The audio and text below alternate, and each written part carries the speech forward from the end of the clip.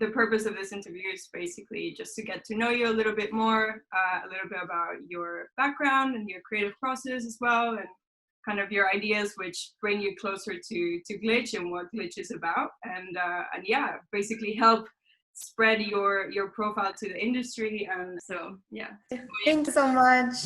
Yes, and I love the idea of connecting artists, which is what it should be like in every part of the world, like to try to connect different cities, arts, and collaborate. So the first thing we wanted to know about you is pretty much what led you to choose styling as a career path. So first I started painting a lot. So I like to do a lot of things with my hand.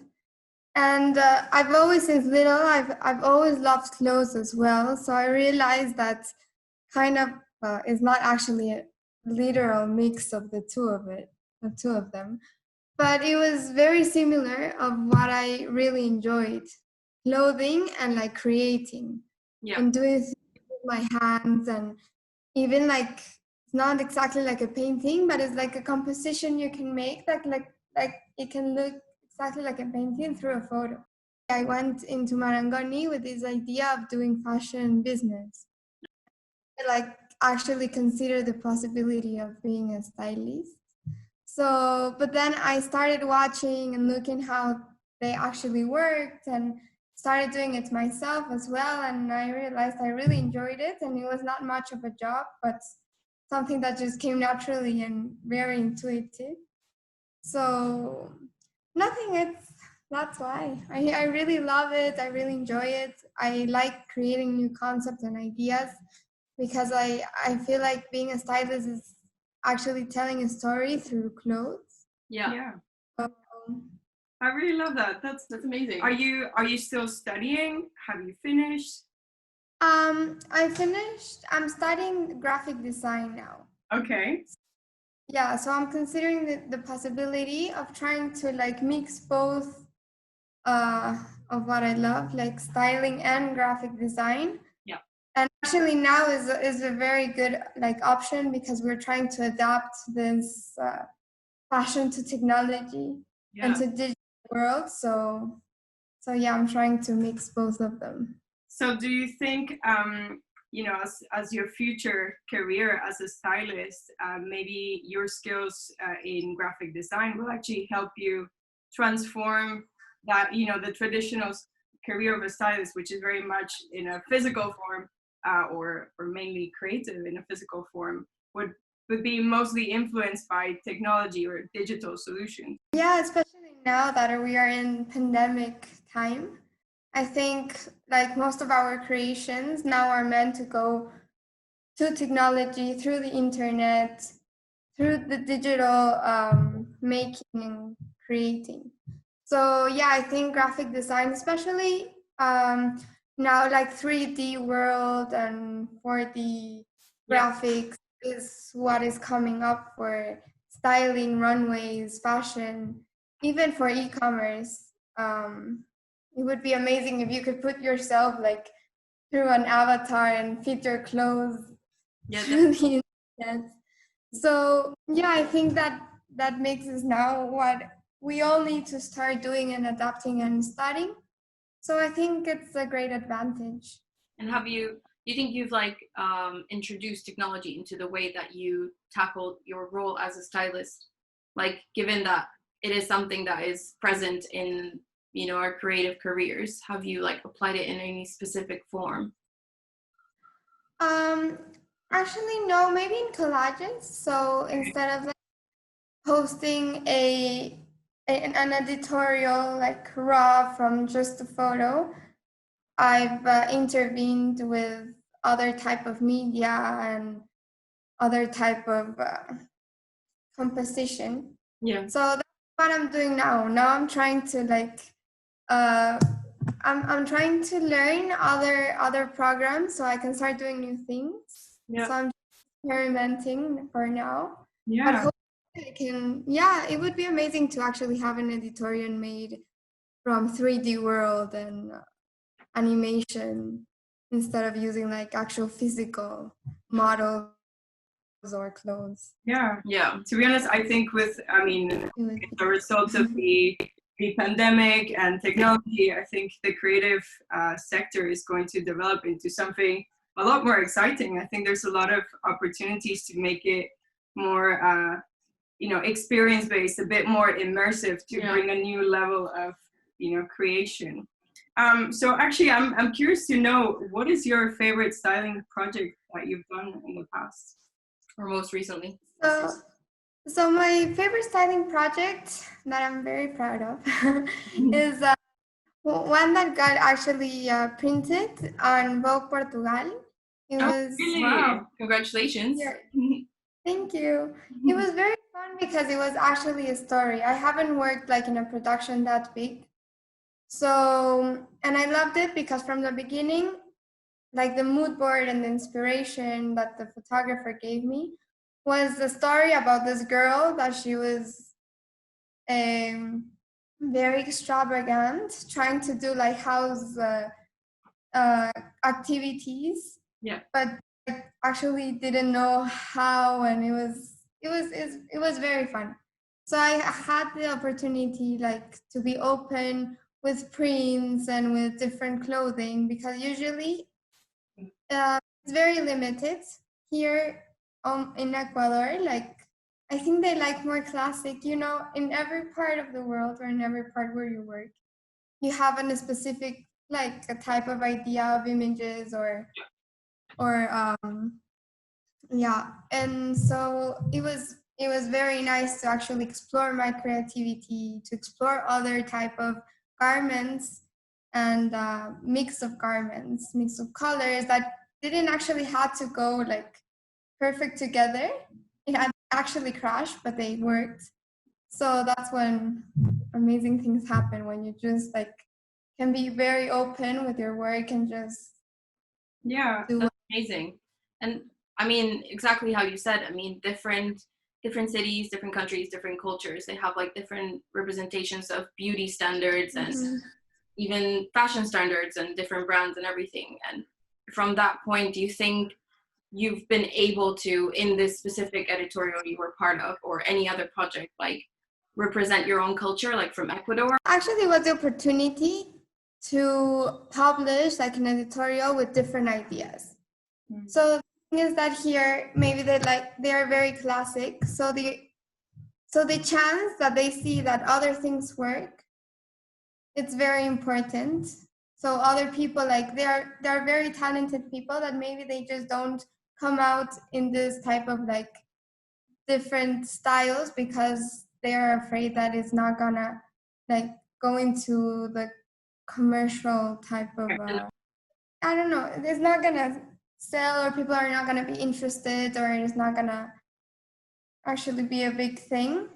Yeah. So I think it was the opportunity to let people know that you can actually do it here, and that if you're talented enough, you can go places like very high, and you don't have to be like very scared of doing crazy things. That's the thing here, that people do not like do much experimental or crazy.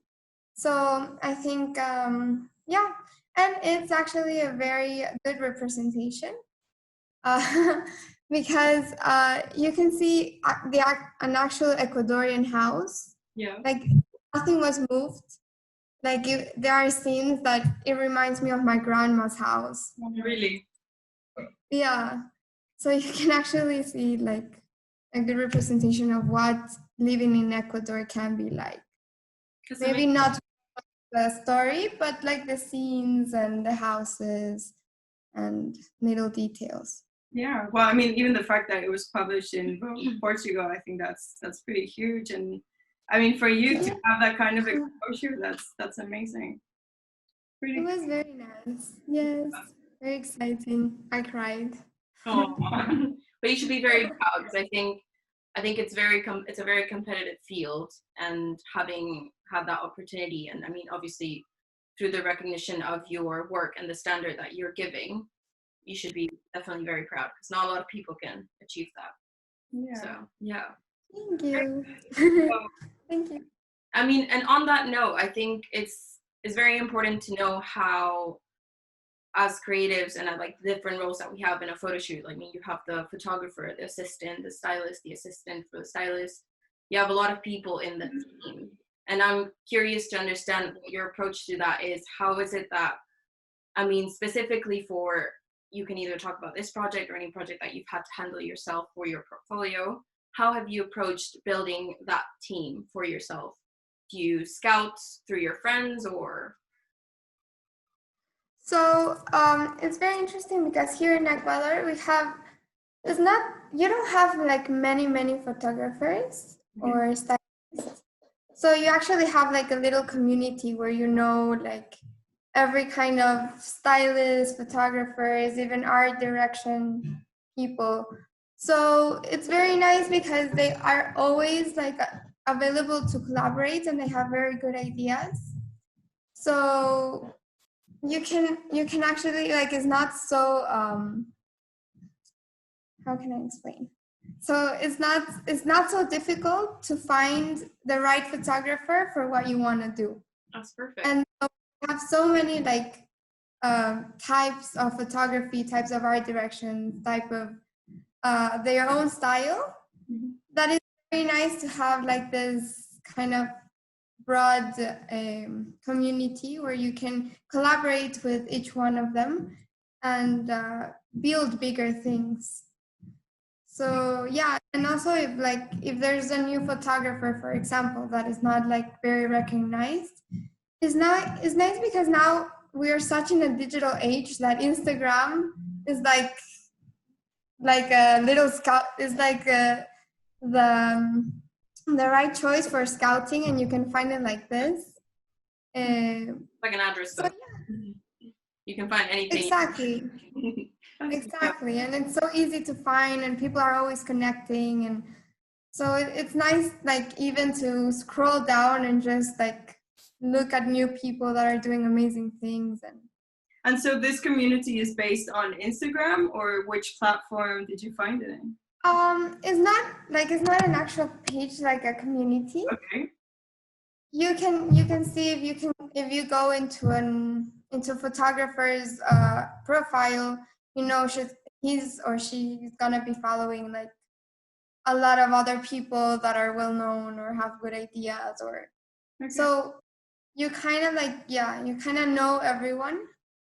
Yeah, it's really cool. And if they're new, you also like, you have big exposure because everyone is always open to work with everyone. So that's really nice. That's cool, because actually this is almost like why Fernanda decided to start Glitch, you know, from her own experience of having, I mean, you probably know from Marangoni or any other like big university, they have very demanding projects, and you almost have to, you know, find every possible resource available to you to deliver it within a deadline and high quality and etc. So for her, the challenge was finding the right people that had the time to do it and the skills to actually do what she wanted to execute. So I think it's really cool to see that you've had a similar experience and that you found a community that allows you to access those resources, that you don't necessarily have to become a photographer or a designer overnight, you know? So yeah, or that you're someone recognized within the industry to be able to collaborate with other people, either at a higher level, exactly. mentor you, or at your same level. I mean, the industry is mastering already. Yeah. Yeah, I think that's what it's all about. I think collaborating and making artists grow and making art grow is what really makes a difference. If we only stay like working with one photographer or with one stylist, like it will never grow. It will never like give the importance of what art and fashion is all about. And I think the platform, for example, Glitch, it's very exciting because even if I'm in Ecuador, I can write to someone else somewhere like around the world and tell them, like, let's do a project. Even when I'm here, like we have the technology, we have the internet, like we can do a project even if we're miles away. Yeah. So have that, yeah, it's to be able to collaborate and also like publish your work in other parts of the country and make new contacts. It's very important. Yeah, definitely. I mean, I think COVID and definitely, I mean, the rise of technology has made us realize that location is never really a problem, is it? I mean, you can always collaborate with anybody over the internet, like, and publish your work and let it be seen by everybody. That's never a problem anymore at this point. Yeah, which is very cool. I'm glad to hear you say it, and that's how you interpret the value.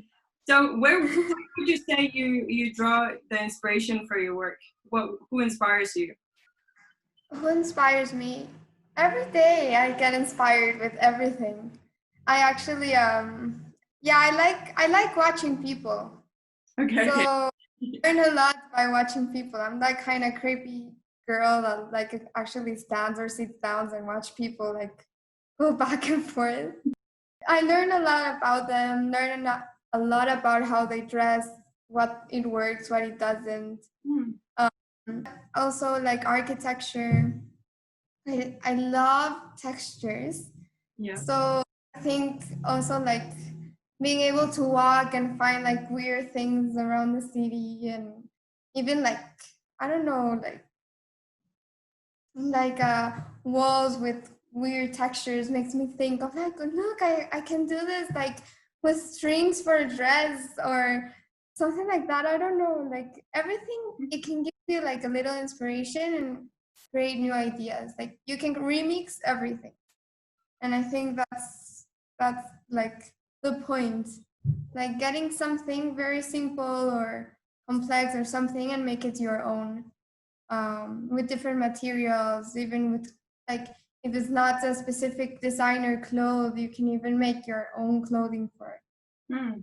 Or for your own shoot, if it works. So yeah, I can tell you're extremely creative. Very hands-on as well. That's I mean, cool. I think that's fundamentally what you really have as a stylist when you're in a photo shoot. You're very like hands-on. You can fix the garment size if it's too big on the model, or do anything with your hands. You don't see any limits to it. You can fix it. Exactly. And you have to be very resourceful. Yeah. Like if in that shoot you cannot fix something, you have to fix it with something around. Yeah. You know? You always have to find a solution. And I think that's what it's also a lot of adrenaline. So it's very fun. It's a fun work. Yeah, I can see where your painting background comes from. Thank you. Thank you. So, I mean, if you could pick one person, down it down to one person that you could style, who would you pick? And what would you dress them up with? Okay, so have you seen Arca? Is the singer? She's Venezuelan, and I think, and now she's based in Madrid. I think she's in Europe. I'm not actually sure. She's very cool. This one? Yes, he's amazing. Cool. He has amazing style. He does electronic and experimental music. Very cool. Okay. Always imagine him doing like a cyborg, futuristic kind of. Yeah, I see it from his images. A bit like Cyberpunk, would you say? Exactly. Yeah. Yes. Very glitchy. Yes, and I love cyborgs. I feel like I actually wanted to be a cyborg. Really? Yeah. Anyways, so I love his style. I think it would be amazing, like to just experiment and do crazy things with him. And I don't know, I feel like she's very open. Yeah. I think a little bit what you were saying about your work with Vogue Portugal, that with performance artists, you wouldn't have that limitation of, the classic, approach. You can be very creative. So yeah, that would be pretty cool. It's amazing. Yeah, it would be fun. So what would you say is essential for any stylist, or what is essential in your styling kit? Well, always pins, because you never know when you have to pin your clothes. And if you don't pin it, they're gonna fall off. So I think that's like a priority. Yeah. But then like have different materials for anything. So, and be, like I said, very resourceful. So I always have like scarves that can be used as tops if one top doesn't work, or I buy a lot of like fabrics just in case I have to wrap something up or make something. Or for example, I also have a lot of, I don't know how it's called in English. It's like it's rope, but what do you use it for? Is it to like to tie things so up, or no, you can actually use it for anything. You can even do accessories with them. okay? Oh, aha.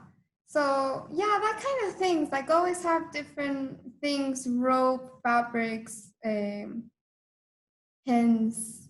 Yeah. Wow. Yeah, use what you have exactly. And I mean, we absolutely loved what you submitted for the I'm Glitch video. It was amazing. Thank We you. wanted to make it as open briefed as possible, so you get to have a bit of a taster of everybody's submissions and know your style. And I mean, I guess also even give you the opportunity to show you what you're good at and your skill set. But on that note, like, what was the approach? Did you spend like hours making this video because it seemed like super complicated and amazing, or how did you go about making it? So first of all, I started thinking like I was really into this. It was, well, COVID was very, very harsh because staying at home and being like in your four walls all the time, not being able to go to work and do things, really like started like doing things to my head. Yeah. Started thinking about this decomposition of our reality into this new reality, you know, into this bubble reality, because it wasn't an actual reality. What we experienced in the pandemic, because it was totally different. We had to like change everything about our lives. So I got inspired on that and how it decomposed, like everything about what I wanted to do, my future and everything, because now you never know. Actually, here in Ecuador, I think in Europe, now it's more chill, the situation. But we're still like quarantine. Like we can go out a bit, but it's not, we cannot go out partying, we cannot do our like normal things. So like future is very like, you don't know what's gonna happen. Yeah. Exactly. You cannot plan anything because you can't even like travel or so nothing. I got inspired on that, and how now you are your own model, your own like mannequin, your own like experiment for creation. Nice. So got that idea. That's why I use myself like I always like being behind like cameras. So it was very like, it was a nice experience.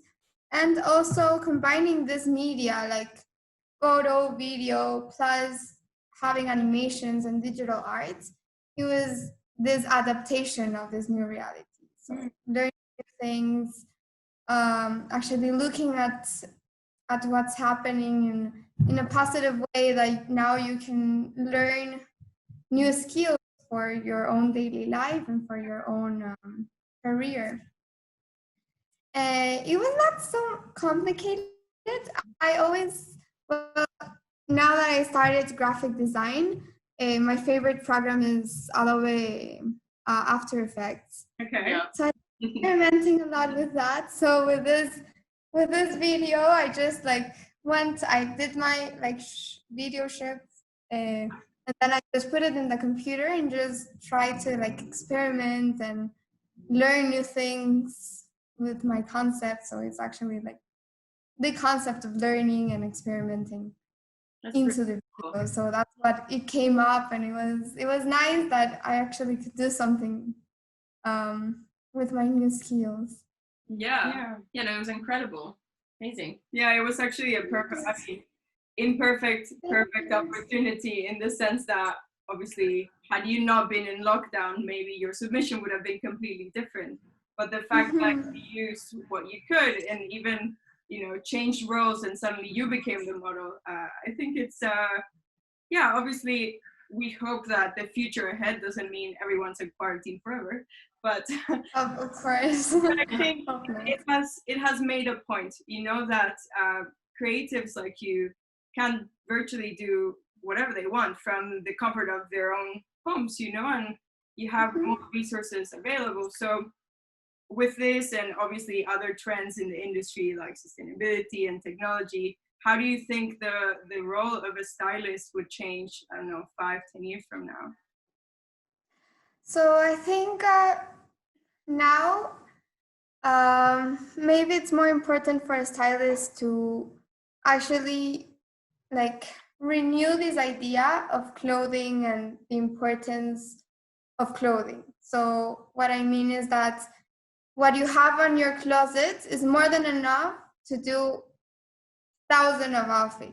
Like you don't have to actually create a lot of waste and go and buy fast fashion to always be on trend or to always be on style. Like, so I think a role of a stylist now is actually make that point and let people see that they can actually wear secondhand clothing. They can actually wear their own things on their closet and make it work, change them, cut them. Like not actually you don't have to go shopping every month Yeah. to be over. Yeah, I mean, Like, yeah. So yeah, maybe like not much on editorials, but maybe it would be nice if stylists started focusing on other people and making workshops and talking about this issue and talking about how you can make it work, because many people don't think or are afraid like to actually cut jeans, tin jeans. Now the tie-dye was like a trend. So yeah, so you can actually see you can make from one cloth that you have like different kind of styles. If I get bored of the tie-dye, I go back to jeans, Yeah.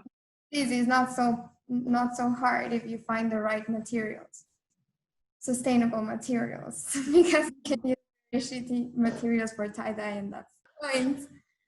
But yeah, that kind of thing. So I think now the role for us, more than creating like editorials, is maybe teach people how to be resourceful with their own clothes. Yeah. In sense of what they already have on their closets. Definitely, and I think that's probably the best way to describe it for the future. I mean, I know that a lot of people believe that the role of a stylist will kind of be absolute. I mean, we won't need it really, but like then you're going to become an educator to coming generations in wearing and using what they have and reusing it in different ways, kind of like collage making, isn't it? Kind of playing with the pieces that you have. So yeah, definitely. Exactly. I think exactly that. You make a very important point. It's like people just have to change their approach to fashion. And maybe not everyone is like a fashionista that knows, what works and what doesn't. Maybe some people need a little help, and that's where you guys come in. And from the sound of it, it sounds like you're open to the whole rental revolution in fashion. Have you incorporated it in styling already? Yes, I use a lot of my clothes on editorials. Lots. Yeah, I usually get like half of the clothes from my closet and make it work with other clothes from designers. And also, I think secondhand clothing, it's so cool because you can find things that are so interesting. And, for example, here in Ecuador, there's a lot of secondhand stores. I don't know where exactly they get the clothes, but it's a cool thing that it moves a lot. You can see on Instagram like thousands of profiles that actually sell clothing, use clothing. They're very nice. They're in well state, and you find things that you never thought you could like actually buy. Maybe you saw it already. Like it's fast fashion, most of it, but it's good that like coming from like a very like not sustainable thing becomes a bit sustainable, but in a second-hand garment. Yeah, absolutely. So yeah, implementing rental, I think it's amazing, so much fun. If you like to be always like changing clothes and stuff, it would be an amazing like option, because you can actually wear it like for a week and then just change it. And yeah, people should start doing that, I think. And without being like, maybe they're a bit scared because wearing clothes can mean that these people actually smells or something like that, but it has nothing to do with it, you know? Because I think it's an idea that people have, like, I don't want to wear someone's clothes, that's disgusting, or but yeah, but that's totally wrong. Like, it's a wrong idea about secondhand clothing, and it's not, there's nothing wrong with it. It's actually very fun, resourceful, and most of these clothes, they live in, I mean, they live in people's closets, you know, they've worn it once or twice, they don't fit, they don't like it anymore, and they're just there without being used. So it's not actually like it's a worn off. And it's not something, yeah, that's like a state that you wouldn't be able to resell it. Obviously, the process is that. Of course. But no, definitely. But and from that point, I feel like we might be leading to discussing like the point of like rental revolution in fashion, but also like circular economy, which is really like reusing clothes, making them into new ones, and kind of implementing upcycling as a sustainable action within the production of clothes. And from that, like, what do you think is your approach on that, or your opinion on circular economy? I think now, like that I think COVID was like a restart of mindset. Yeah. So I think now it's very important if we give the chance for circular economy in our reality, because I think now what we used to do before, it doesn't work anymore. People as well, they don't have even like the same profits or the same income like they had before. So we have to start like adjusting to new realities and being more resourceful with whatever we have, even with food, like, you know. Absolutely. So I think it's now the opportunity to look at whatever you have into something that you can either remix it, make it new. So if I have a sofa, just paint it if you want something new. Or if I have jeans and I want a tote bag and I don't use those jeans, just do your tote bag out of your jeans. Yeah, of course. Or sell it, like, if you need the money. So I think it's now the chance for people to learn how to make new things from their own things. Sell it, stay with it, but like stop that consumerism that it was like so crazy with things that it lasted like for one day or for 1 month and you had to buy a new one. Yeah. Or something that really stays, that really is good quality, so you can just like stay with it, remix it, but it doesn't actually get damaged, and throw it away, because waste is also like a big problem. So yes.